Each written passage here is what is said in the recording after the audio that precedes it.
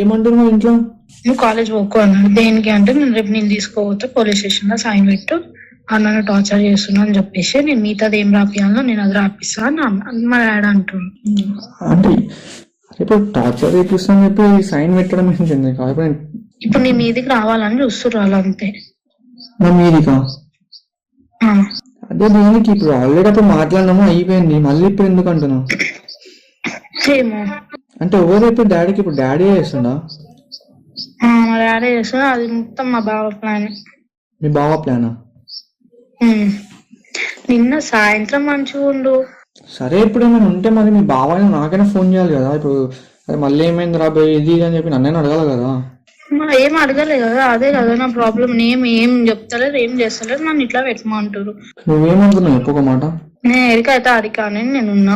అంటే ఎడికైతే ఆడికి అంటే ఎట్లా అంటున్నాను? నేను పెట్టనీకి రెడీగా లేను అంటే నేను చేస్తున్నావా అని అడుగుతారు. అవునా అనే కదా నేను చెప్పాలి. అందుకే నేను నిన్న అడుగుతున్నా నువ్వేమనుకుంటున్నావు అనేసి. ఏమనుకుంటా నాకు ఏం అర్థమైతే ఫస్ట్ ఆఫ్ ఆల్. ఇప్పుడు నేను అది పెట్టిన అనుకో సీదా మీ ఇంటికి వస్తారు, ఇట్లా చెప్పింది మా పిల్ల అనేసి. మరి నేను ఏం చేయాలి? నేను పిచ్చిదాన్ని మధ్యలో. డాడీని అడగొచ్చు కదా, ఏమైంది డాడీ మళ్ళీ ఎందుకు ఇట్లా చేస్తారు?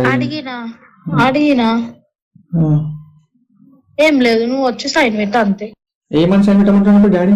వాళ్ళంతా రాసి పెడతారంట, నువ్వు ఉత్తే అవును నన్ను టార్చర్ చేస్తున్నావు అని చెప్పి నువ్వు సైన్ పెట్టు అంతే. ఇంకా నువ్వు ఒక్క మాట మాట్లాడు, దాడికి వచ్చి గాయ కూడా చేయొద్దు. నువ్వు ఒక్క మాట కూడా నువ్వు ఎక్కువ మాట్లాడొద్దు దాడొచ్చి అని చెప్పి అన్నాడు. అంటే ఏం చేద్దాం అనుకుంటారు? అంటే నా లైఫ్ స్పాయిల్ చేద్దాం అనుకుంటారు అంటే ఏంటి? ఆ రోజే అన్నారు ఏమని?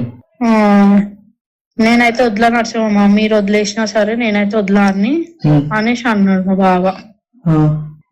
అంటే నన్ను కూడా అన్నాడు, మీరేమన్నా చేసుకోరి, నేనైతే ఇద్దరిని వదిలా, ఇద్దరిని చంపేస్తా అని అన్నాడు. అయితే నేనన్నా అవును మీకు మనుషుల మీద ఎప్పుడు ఉందని, ఇప్పుడు మీకు అసలు మనుషులు అంటేనే విలువలేదు మీ ముఖాలకి అని నేను ఒర్రినా. ఏమంటలేదు.